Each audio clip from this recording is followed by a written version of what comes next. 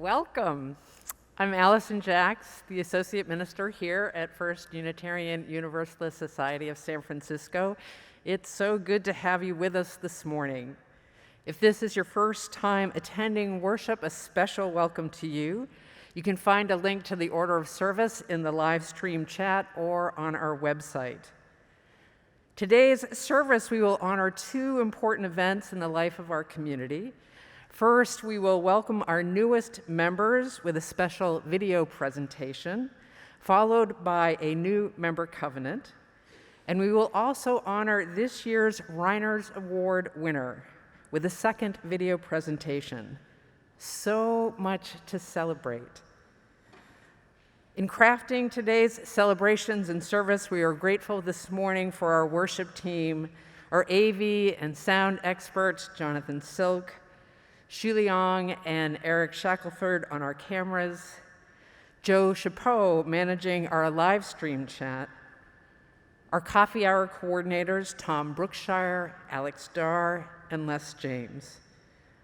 Thomas Brown is our sexton this morning. And our thanks to Amy Kelly, who put together this morning's beautiful flowers. We're also grateful to our organist, Reiko Odelaine, and to Mark Sumner, our choir director, who coordinated our musical offerings for this morning. He is joined today by our soloists, Brielle Marina Nielsen, Maria Runitsky, Asher Davidson, Ben Rudiak Gould, and Gilead Worman, and members of our church choir who are here today in the sanctuary. We are so happy to welcome them back as we carefully make our way back to reopening. We also want to take a moment in gratitude for all of you who, while not here today, are here with us in body and spirit, an essential part of knitting our community together that undergirds our Sunday worship. As we have each Sunday since last March, we begin by lighting a blue candle that with the kindling of this flame, we bring your presence and your spirit into this room.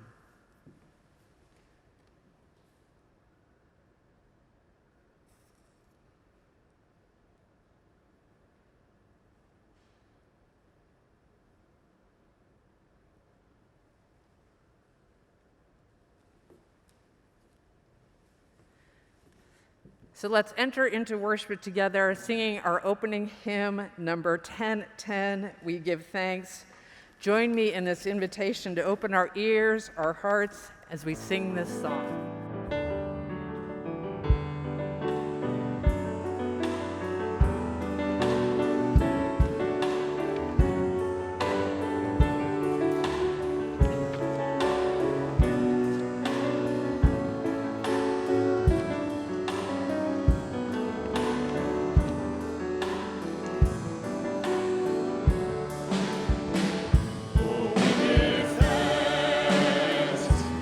Precious day.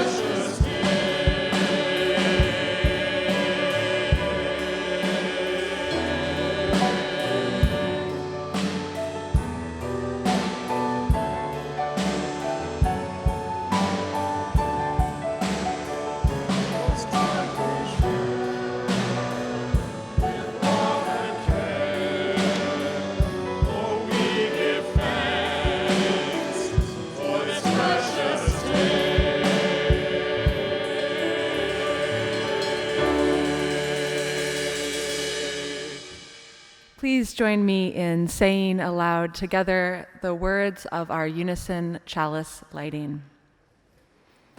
We light this chalice for the light of truth, the warmth of love, and the fire of commitment. We light this symbol of our faith as we gather together.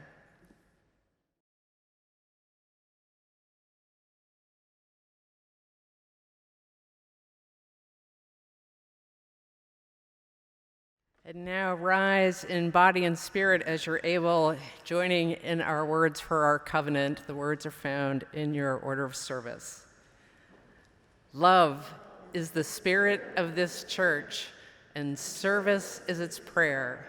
This is our great covenant, to dwell together in peace, to seek the truth in freedom, help one another.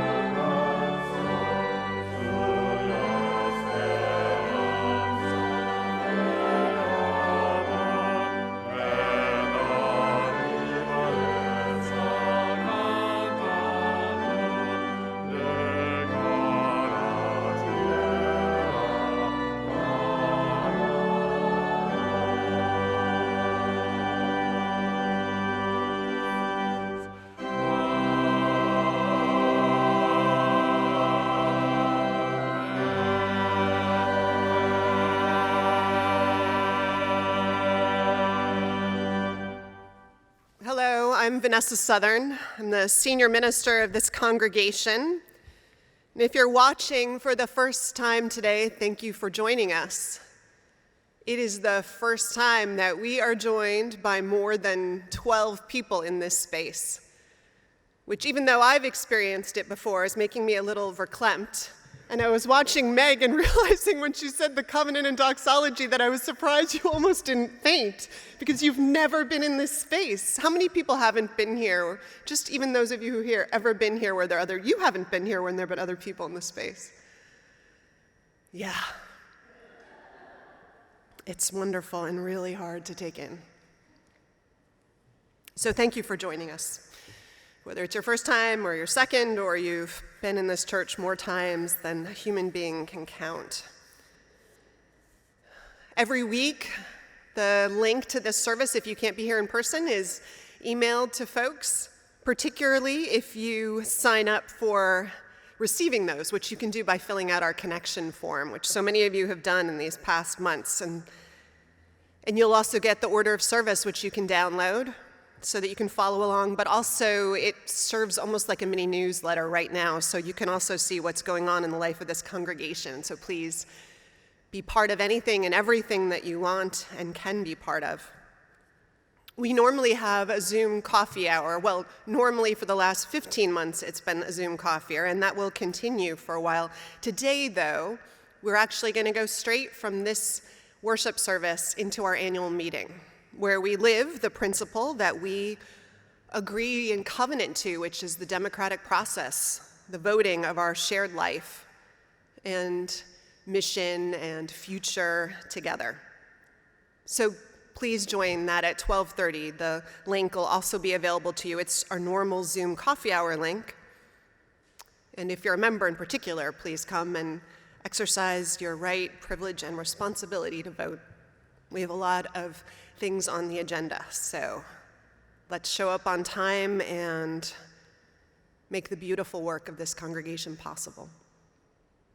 There are lots of things in your order of service. I do want to remind everyone that next week, Meg is preaching the sermon that technically is the end of her internship, except that Allison and I secured with some grant money from Hinckley, Meg to stay on for another month so that Allison and I can go on vacation and know that all of you are in super, super good hands. So Meg will actually be with us until June 18th. But we're going to celebrate the formal end of her internship. So tune in next week to the live stream for that. We have an art show. There's a notice about that in your order of service. So please come consider seeing it before it comes down. We have a blood drive, which technically everyone was supposed to sign up for. It'll be here, but technically everyone was supposed to sign up for it yesterday. But you might be able to swing a spot and give life. SCW is having a celebration of the scholarship work in particular, I think, next week on Saturday, so tune in if you can. And look for anything that calls to your spirit and desire to participate or give back or deepen.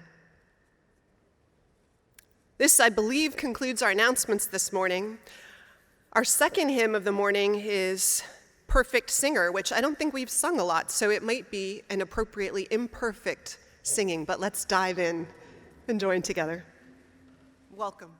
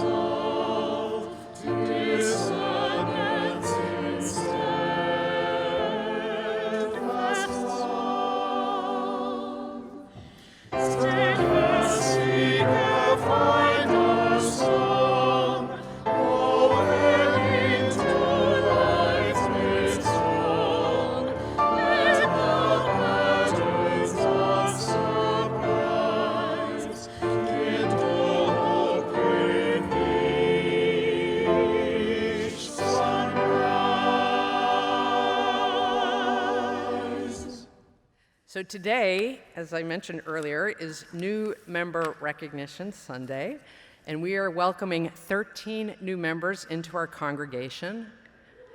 These include members who joined last year, but due to closure, we were unable to formally welcome them and celebrate with them. So there are just 2 requirements for being a member: signing the membership book and making a pledge of record. But there's more to membership than that.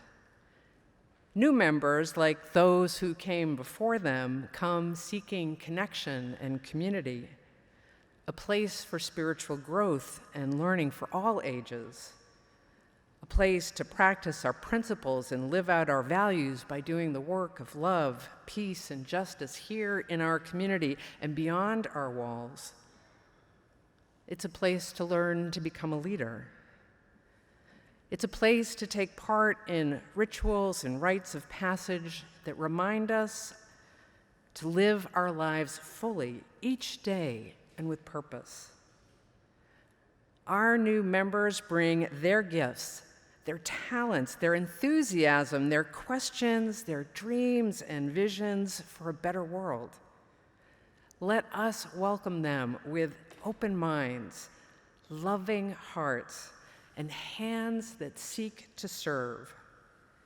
And while we wish we could have them here in person, we will welcome them this morning with a special video presentation. And following the video, Carrie Stier-Salazar, our board moderator, and new member Sarah Ellerman will lead the covenant for new members. The words are found in your order of service. I now welcome our newest members.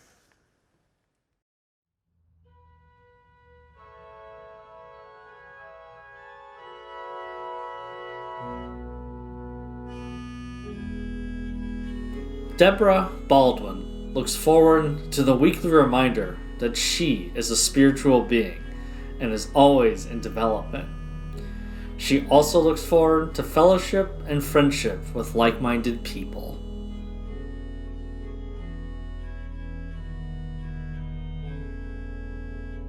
Horst Bansner is looking forward to finding community and getting involved within the congregation.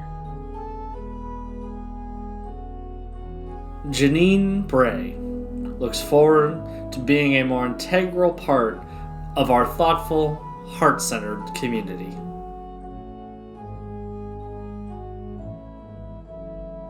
Louise Van Horn and John Bowman.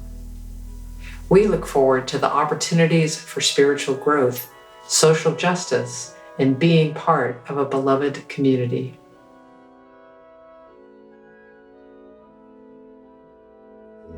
Michael Bossier looks forward to growing as a community and promoting UUSF to the Greater Bay Area.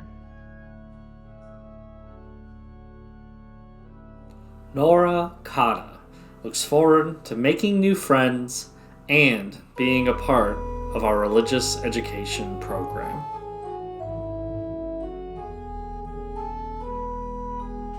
Dave Crady.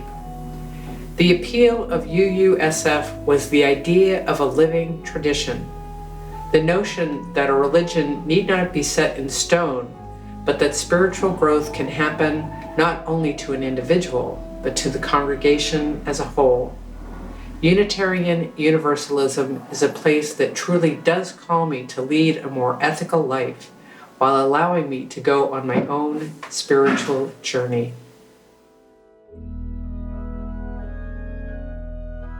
Sherry Dello looks forward to getting to know and having fun with other UUSF members, and to lending a hand in the congregation's many ministries.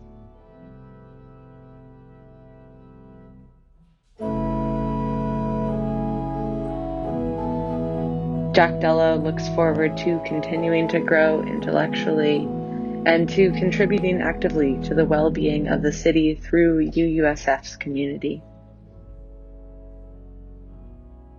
Sarah Ellerman looks forward to being in covenant with the members of this society that is so meaningful to her. She's also looking forward to singing in the choir.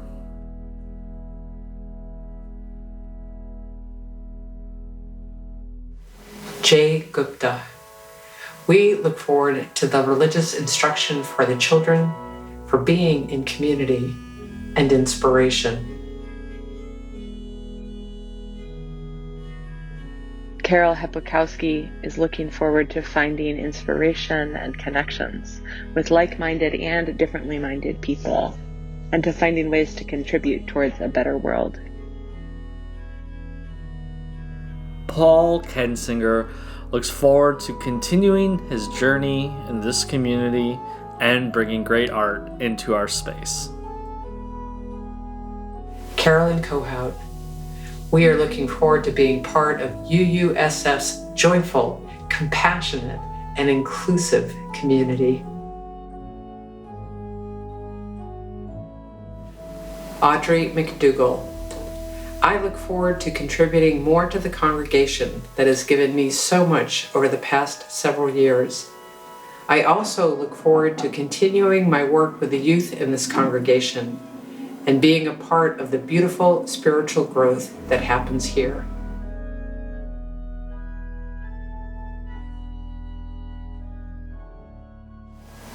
Papenhagen. I am looking forward to meeting other members and building community.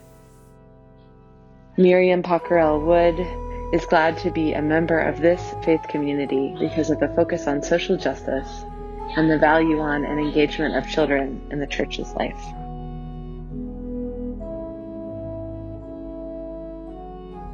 Maggie Schilke. I'm eager to be welcomed in the community. I was a longtime member of the UU congregation in Brewster, Massachusetts.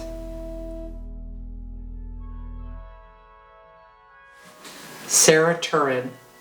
I'm most excited to get back to church in person so that I can meet all the wonderful people this congregation brings together.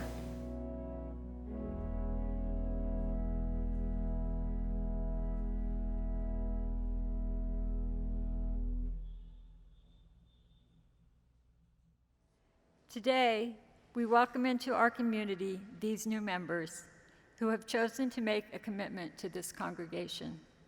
We are so glad to have you here with us and that you have chosen this community of fellow seekers to travel with you on your life's journeys. I ask the members of this congregation, will you welcome these new members with the warmth and comfort of your fellowship? Will you seek to add your strengths and talents to the new gifts that you bring to us? Will you share our triumphs and our struggles as our community grows and changes? I ask the members that are here in the congregation to stand, if you're able, to recite the congregation's covenant. We will. We welcome you as once we were welcomed ourselves. We welcome you as an equal member of this congregation, of its faith, and of our shared spiritual duty. This is a day of celebration for all of us as we honor your commitment to become members of the First Unitarian Universalist Society of San Francisco. As we honor your commitment to become members of the First Unitarian Universalist Society of San Francisco, I ask our new members, will you seek to add your strengths, your talents, and gifts with us? Will you share in our triumphs and our struggles as our community grows and changes? We will. Eagerly and with enthusiasm, we bring our gifts and talents at this time to this place. We enter this faith with hope and possibility in our hearts, pledging to participate in and support the ministries of this church. We covenant to remain true to the spirit of love that flows through this church and guides us.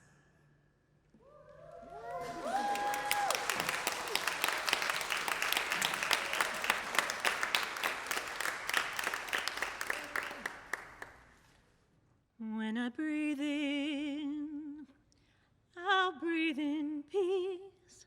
When I breathe out, I'll breathe out love.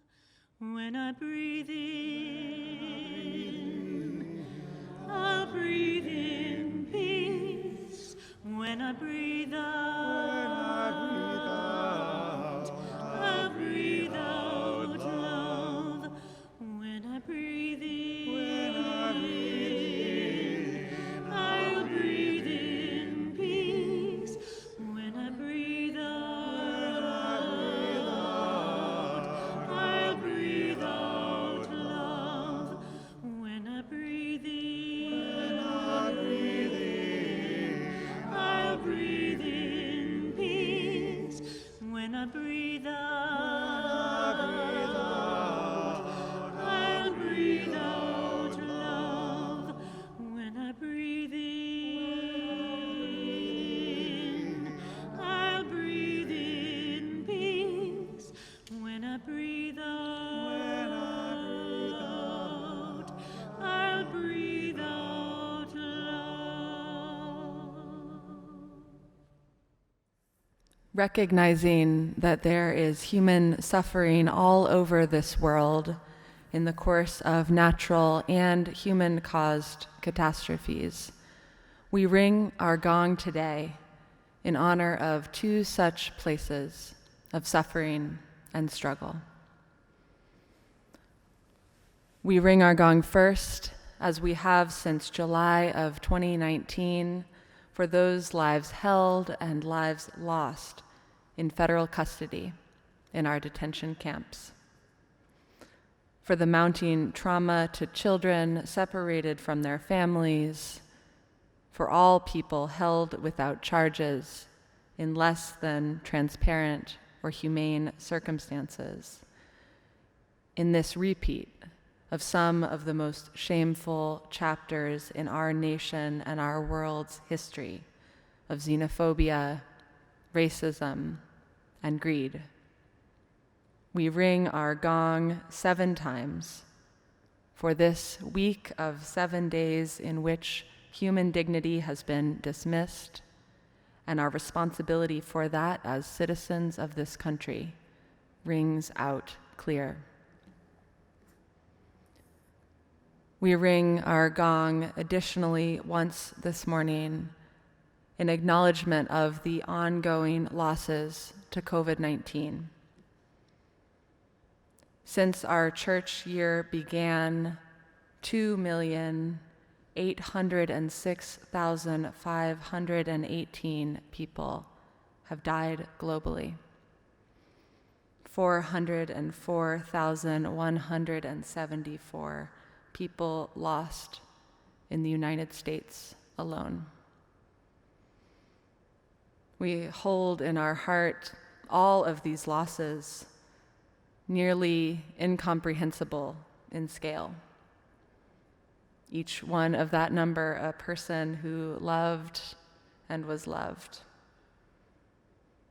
And we hold in our hearts those nations where medical care is taxed to the brink of its abilities with devastating consequences, and all who await the global distribution of vaccines that, to be fair, will require a significant commitment by the wealthy nations of the world, ours among them.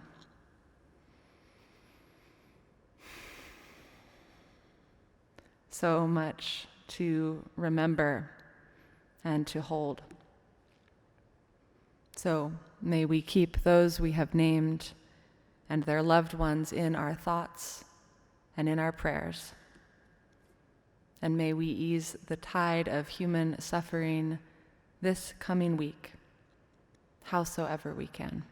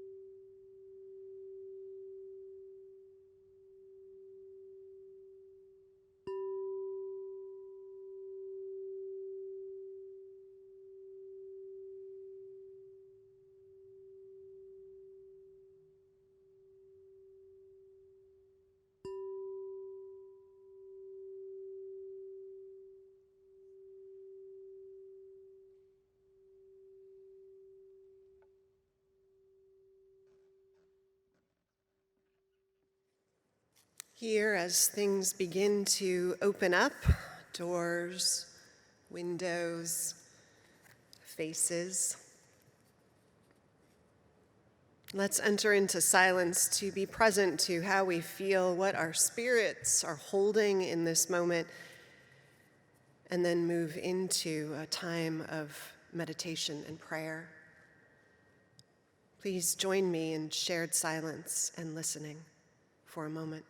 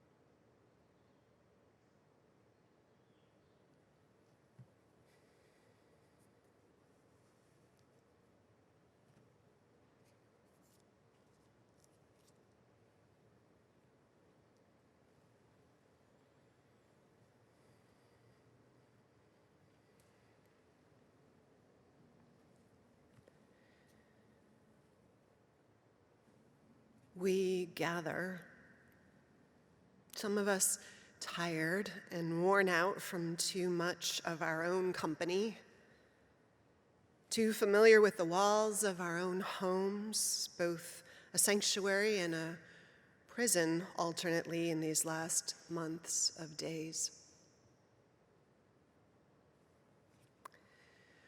We gather, some of us eager to roam wild places far away, and also just to sit maskless and laughing, naked of face, in the living room of friends.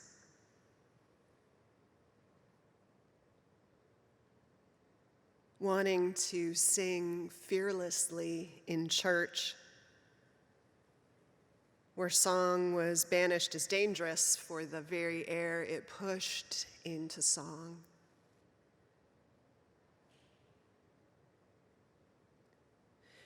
We gather, some of us in need of a little time to adjust to the whiplash of change,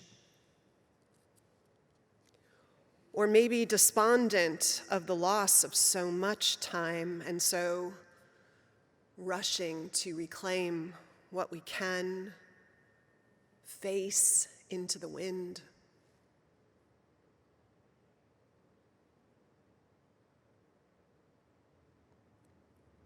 We gather, counting our luck, our loved ones, noticing who was taken in the time of quiet and fear, mourning, rejoicing, loss, rebirth.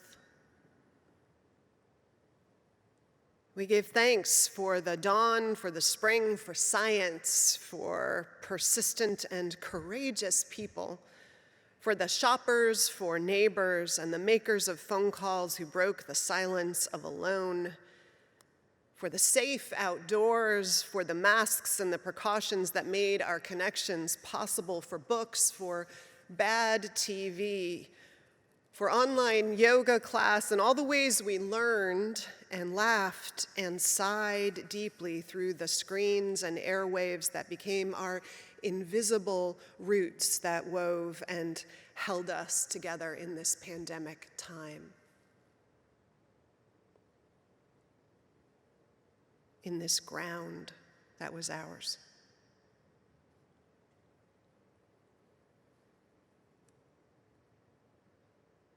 And for all this year, all that it has been, all the ways that it has changed us, for wisdom we have harvested, and compassion that we grew into, and inequity that we came to see and understand, and the work it has awakened us to.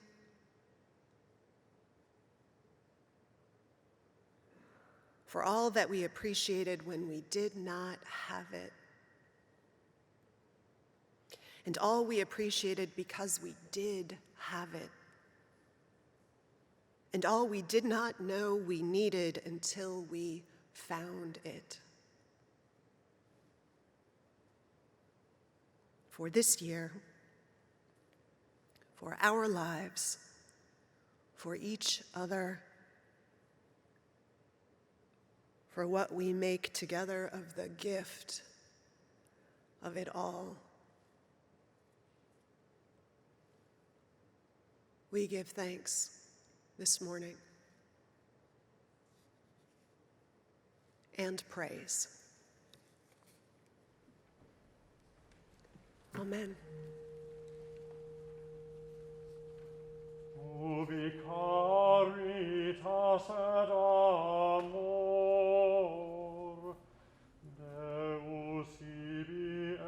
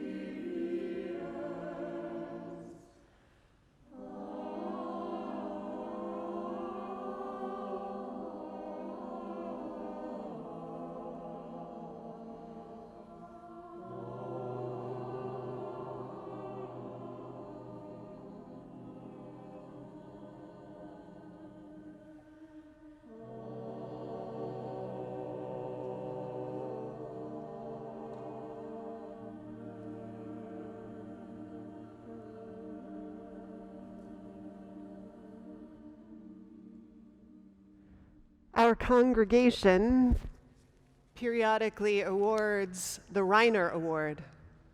The winner is about to be revealed.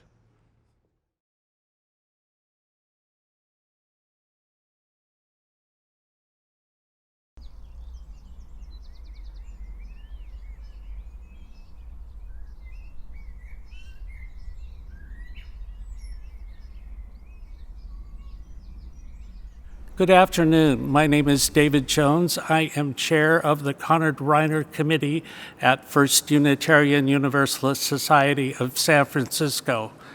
I am here today with other Reiner Committee members, and they are Dolores Perez Heilbrunn, Rochelle Fortier, Bob Bacon, Mary Jane Mikaria, and not able to attend today with us were Howard and Jang Oringer and Donald Williams.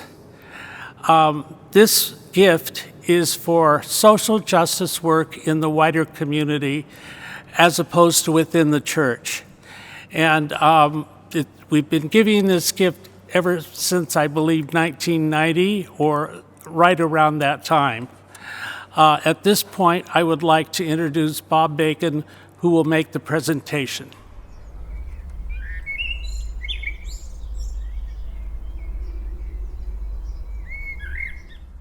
This award honors the memory of the Reverend Conrad Reiner, a Universalist minister who spent most of his career in social work, particularly providing support services to allow people living with mental illness to live in the community rather than in institutions. He was a member of this congregation for several decades, and shortly after his death, this award was established to honor other members of the congregation who, like Conrad Reiner, bring their Unitarian and Universalist values to their work day in and day out in the wider community. It's my great privilege to award the 2021 Reiner Award for Community Service to Shirley Gibson. Shirley uses her UU values and her skills as a lawyer to advocate for low-income tenants seeking safe and adequate and affordable housing in some of the wealthiest communities in the world.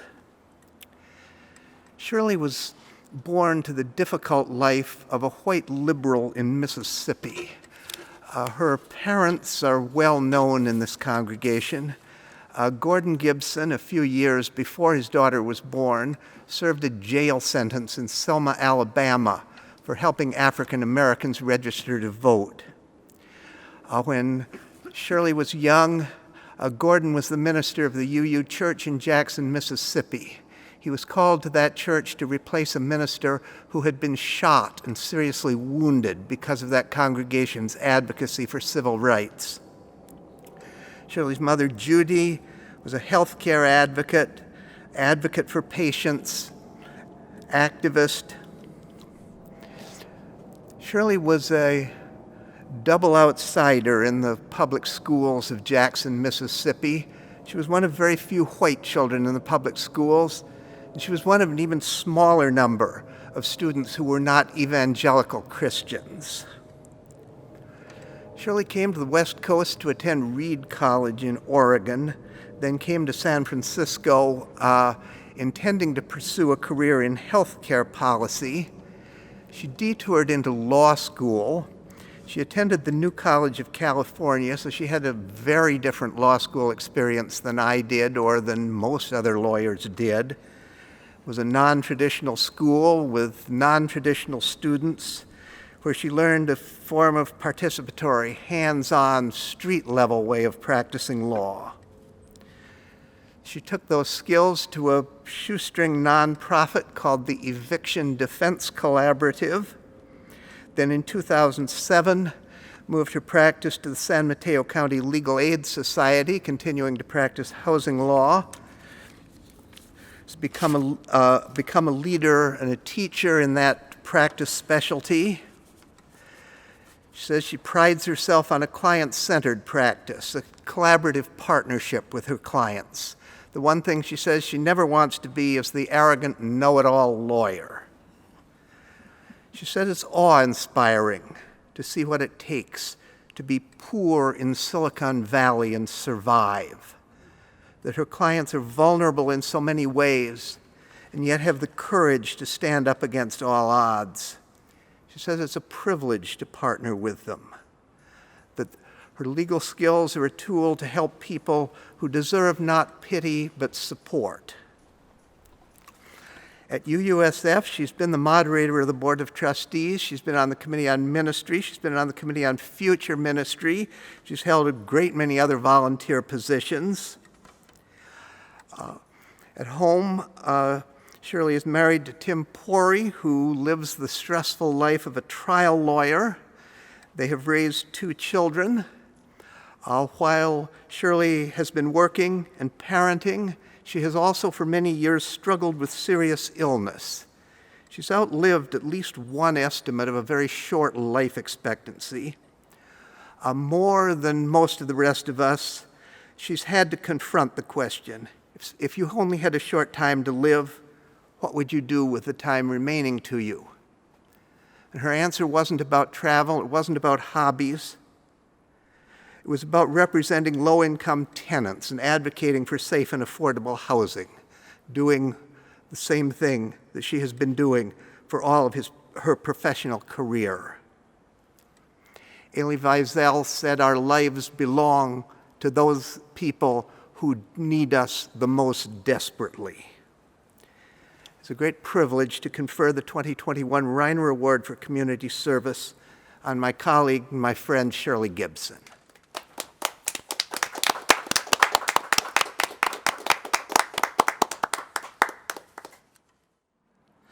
This chalice it is an honor to present this chalice to our recipient, Shirley Gibson. And it says, Shirley E. Gibson, FUUSF Reiner Award 2021. Shirley.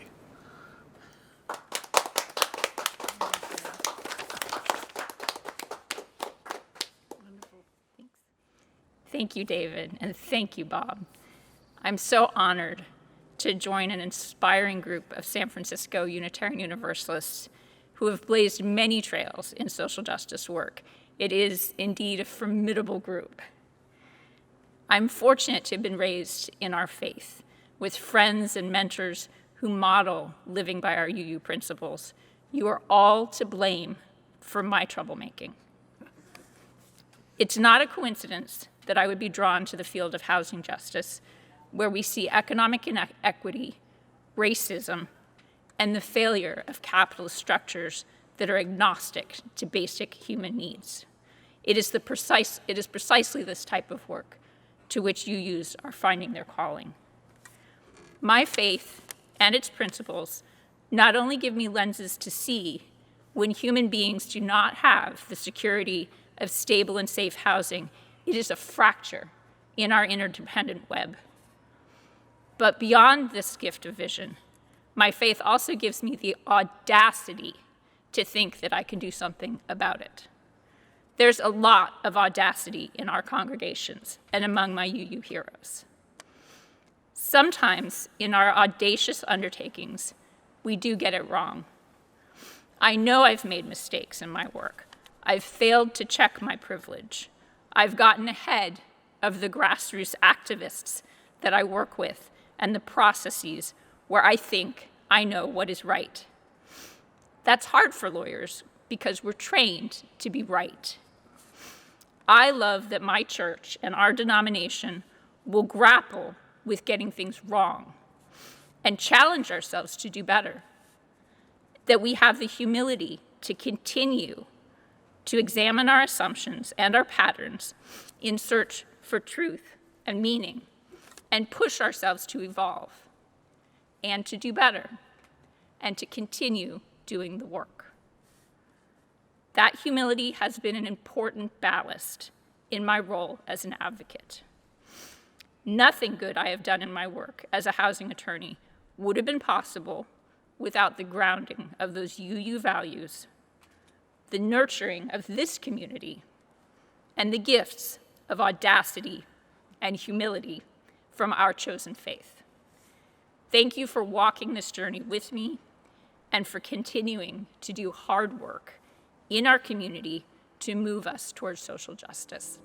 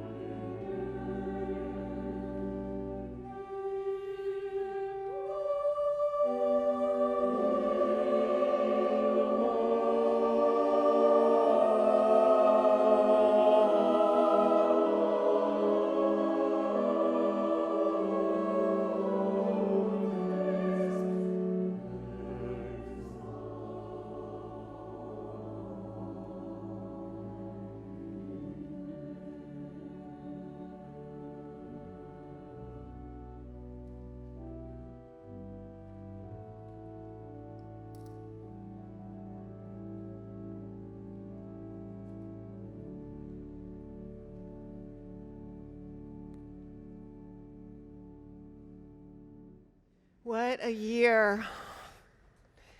I feel like I've been writing a lot about easing up slowly on all of our anti-lockdown and protection protocols because we didn't want folks, well, to be in danger, first of all, but even so, to have anxiety or trauma responses to a fast change.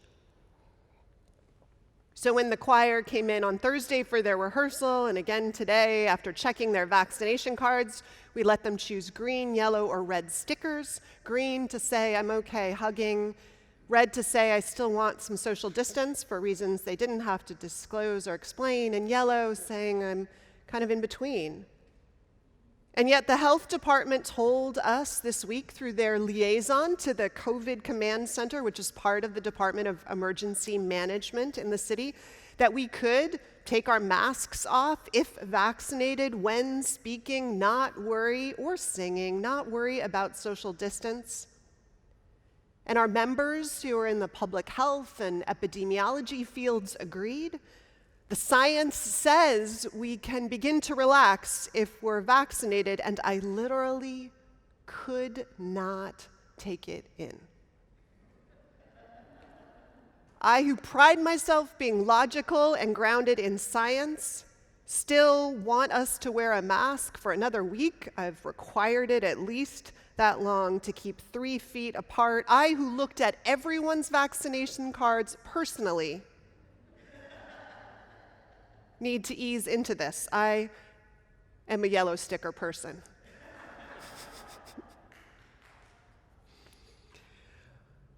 This year, this 15 months has changed us in so many ways. I think we're just beginning to discover. I was thinking about how facile we have all become, the majority of us anyhow, about hopping on a Zoom call, and how resistant some of us were, I won't name names, in the beginning. I remember how some of you swore that you were not going to use Zoom, and then 2 weeks of being separated from one another bled into 3, and then you missed your friends and your small group, and you wanted to get to John's lecture on transcendentalism, or Elena's meditation, or Amy's yoga, or you were chair or on some committee or group, and you knew that you had to do something to be able to do your part. I remember Joe and others on staff walking people patiently through trainings, and those moments when all of us at some point were helping someone else who knew a little bit less than we did, and then learning new tricks together, how to raise our hands virtually. You can still get tutorials on that if you don't know how to do that, or go to breakout rooms and coffee hour, and all the ridiculous virtual backgrounds and beautiful ones that showed up. And all this started with, do you remember all this started with, Mildred, your camera is off. Okay, you see that button on the bottom left? It looks like a rectangle with a triangle. Can you get over and click on that? Great. Oh, Mildred, now we can only see your chin. So can you move the camera up? I mean, really, there's no Mildred in the congregation, but you know what I mean. And all of us laughing all the time, right? It had been us the week before, or we did something the week after. How many of us went on talking at long lengths only to find out we were muted? Part of the unofficial curriculum of pandemic has been undoubtedly Zoom, and most of us, a lot of us, have at least reached basic proficiency.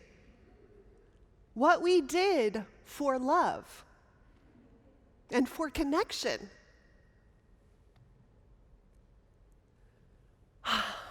The week after the stay-at-home order was declared in March of 2019, there was a workshop that we were actually supposed to host here with the Oakland Church, Part 2 of Dismantling White Supremacy. The year before, at the Oakland Church, 25 or so of us had gathered for Part 1. It was led then by the Reverend Jennifer Kwan, and the workshop was about helping us all begin to see in deeper and deeper ways our culture, the water we swim in, the air we breathe, and see the ways in which it reflects and perpetuates a culture, particularly the parts that quietly or less subtly perpetuate the reality of white folks coming up on top or given every chance to do so. And the workshop was about beginning to see why or how we as a religious community might be able to undo, to unravel, to dismantle pieces of that culture when it showed up in us and our life together and beyond. And the beauty of seeing something, as we all know, is that once you see it, you can't unsee it. So you're cured of sleepwalking through complicity in at least some part of the way the world is. And for many of us who were there, it made us want to see and know more. As part of the preparation for that day, we were asked to read an article and discuss it, an article by Tema Okun. Is that how you say her name? A scholar and a trainer and a writer who has focused on anti-racism and anti-oppression work. And the article we were asked to read is called, quite simply, White Supremacy Culture, and it's still kind of a foundational piece in the landscape of anti-racism work. And in it, Dr. Okun pulls together work from a whole bunch of different thinkers and writers and scholars and activists to try and articulate cultural norms and practices that permit our culture to persist in ways that consistently, persistently diminish, disadvantage, disenfranchise our biracial, indigenous, and people of color, our BIPOC friends and neighbors and loved ones.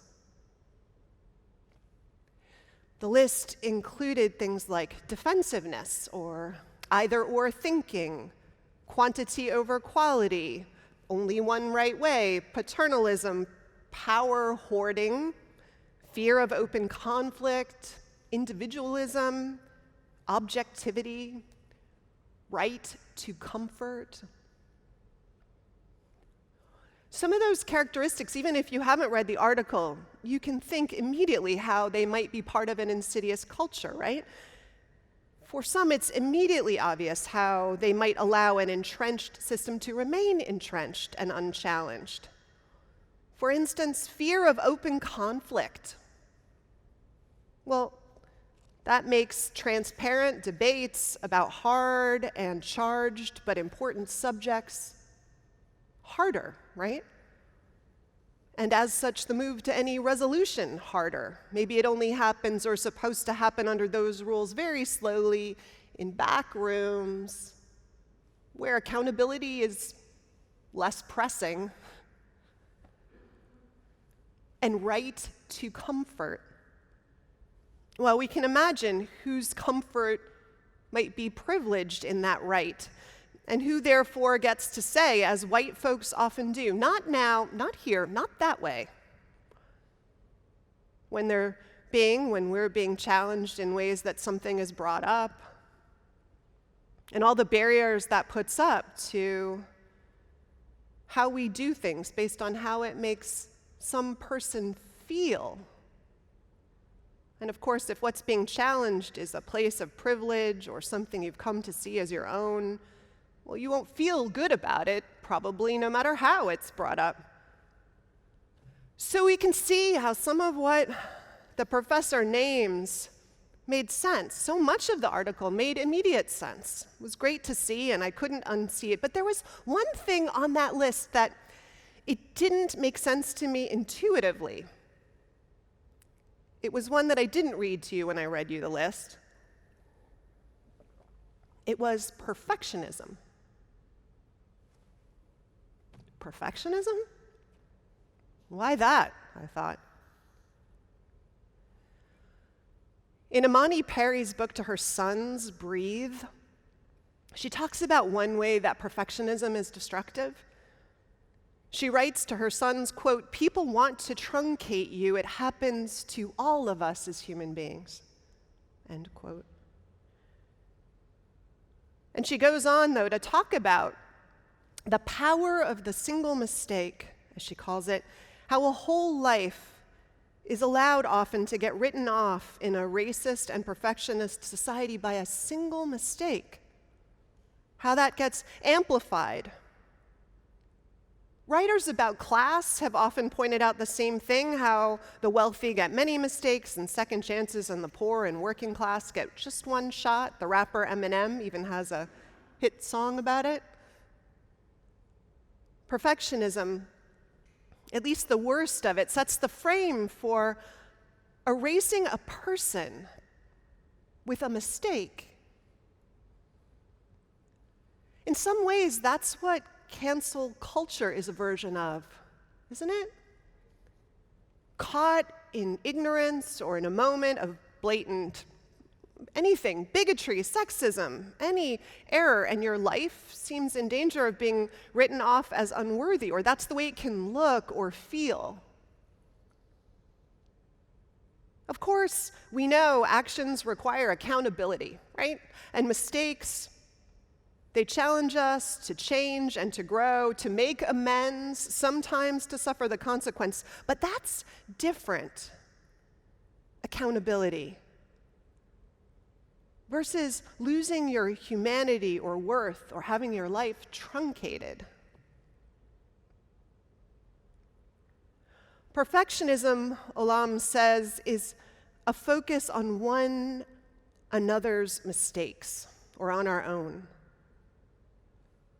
On always seeing or naming how someone has fallen short or failed to meet an ideal standard, how mistakes or stumbles are thought to reflect on the whole person and not just a part of life, part of the work. How perfectionism internalized means we fail to appreciate the good in ourselves, the good we've done, and we focus instead on the inadequacies and tending to and nurturing, actually, what she calls a harsh and constant inner critic. Do you know that voice? Wouldn't it be lovely to cast it off or dial it down? I mean, I don't know about you, but I know that voice. I think I was taught it in a world of education, of sports, to name only two places I know it showed up. Places that often were about only naming my faults as trying to make me better. It showed up in coaches pointing out the flaw in my serves after a game, but not also naming the amazing saves I had made or the solid team play that had shown up that night. It showed up in teachers who went over the 10 points I got wrong in the test, but never named the 90 I got right. It shows up now in my telling my daughter how she left out the dishes, but not noticing and naming that she put away her laundry and finished her final history paper on time. And it shows up in the consistent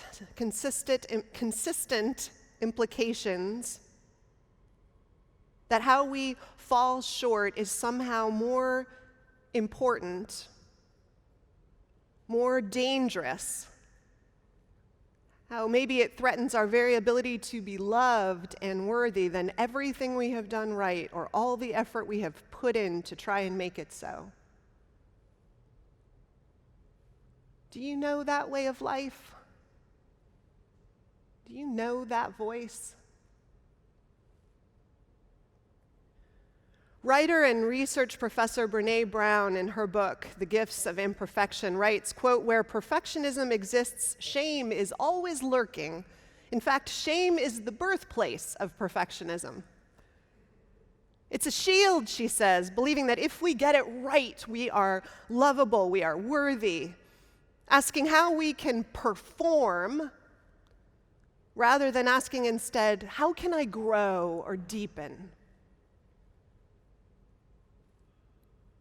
These last 15 months, folks, we were thrust into a world of our own inadequacy. And for the most part, there was no escape. I mean, some people tried to avoid the technology, for instance, right?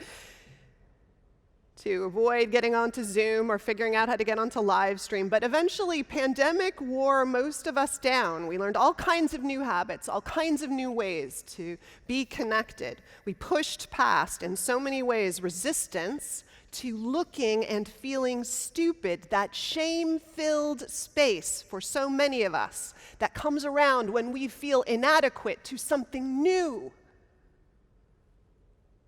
And that experience, I want you to remember it as we step out of this. I want you to grab hold of it, and I want you to not let it go. I want us each to press it into our hearts, stitch it there, and push out what would say anything but that this way of living is what Brene Brown would call wholehearted and what we want from life, fully alive, growing a soul this way. Because, beloved community, if we have just learned this last year, it requires us to be ready to stumble and to feel inadequate in moments so that we can learn to be better together. Because during this last 15 months, we have also started digging in more deeply to conversations about one of the hardest and most entrenched evils in our nation.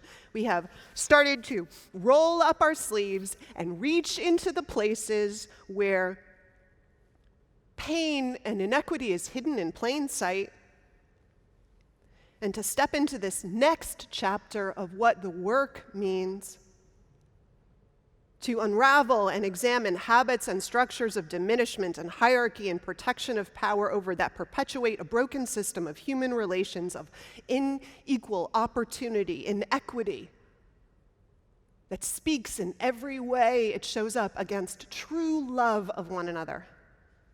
And it is very confusing to try and see and remake one's relationship to our whole world and even see ourselves differently and how we have walked through the world. We have heard stories of pain, stories of hurt that happened within our walls, which is good that we've heard them because now we can work to heal them as we have and stop repeating the habits that allowed them to perpetuate and happen.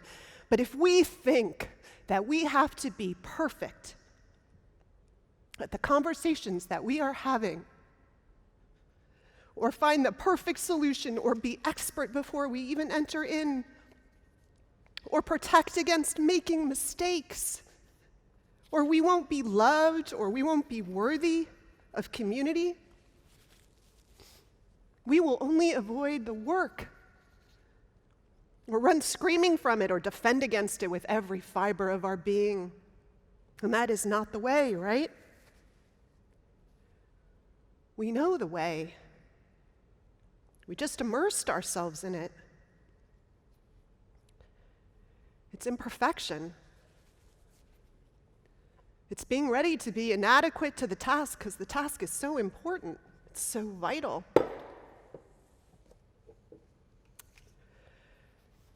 I just tipped over a glass of water. My nose is running in public. It is bumbling, right? It's bumbling open-eyed and listening and learning.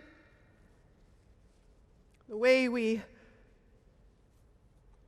learned when our whole world was locked down and upended to be something new.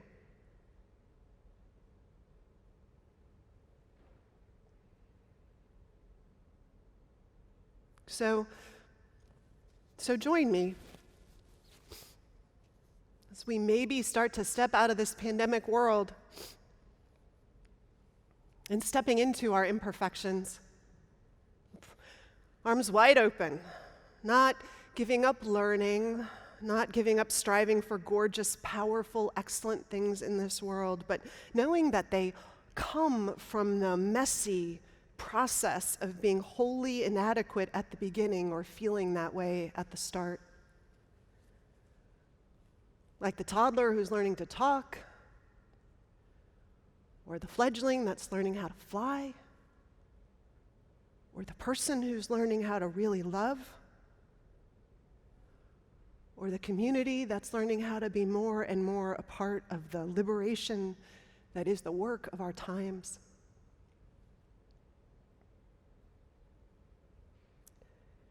Or people, beloved, always beloved, figuring out how to make our way toward more and more beloved community. Bless us in our imperfections. Let's go. Amen.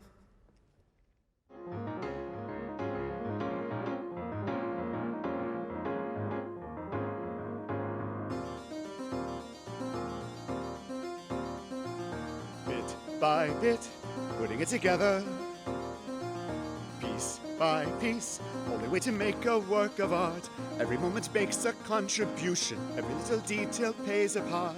Having just the vision's no solution, everything depends on execution. Putting it together, that's what counts. Ounce by ounce, putting it together. Small amounts, adding up to make a work of art. First of all, you need a good foundation, otherwise it's risky from the start. Takes a little cocktail conversation, but without the proper preparation. Having just the vision's no solution. Everything depends on execution. The art of making art is putting it together, bit by bit. Note by note, working on projection. Lips, teeth, throat, keeping at a distance doesn't pay. Keeping the emotion, no connection, even when your fellow actors fail. Pointing at the subtext by inflection, helping your actor reach perfection. Even though you have a strong objection to the way he's handling the direction, putting it together. Overnight you're a trend, you're the right combination. Then the trend's at an end. Your suddenly lasting sensation. All they ever want is repetition. All they ever like is what they know. Gotta keep a link with your tradition. Gotta learn to trust your intuition. Otherwise you'll find your composition Isn't gonna get much exhibition. Be new love. They tell you till you're blue love. You're new or else you're through love. And even if it's true love, You do what you can do. Bit by bit, putting it together. Piece by piece, working out the vision night and day. Balancing the part that's all musician with the part that's strictly presentation. balancing the money with the mission till you have the perfect orchestration. Even though you do have the suspicion that it's taking all your concentration, the art of making art is putting it together, bit by bit, Beat by beat, part by part, sheet by sheet, chart by chart, track by track, bit by bit, bit by pout bit, by pout, step by snip step, by snip, snip by shout shout, by shout, shout by spat by deal, spat, spat by doubt by shout, doubt. and That is the state of the art. And now, in our comings and our goings, may the light of love shine upon us. Out from within us, be gracious unto us, and grant us peace. For this is the day we are given. Let us rejoice and be glad in it.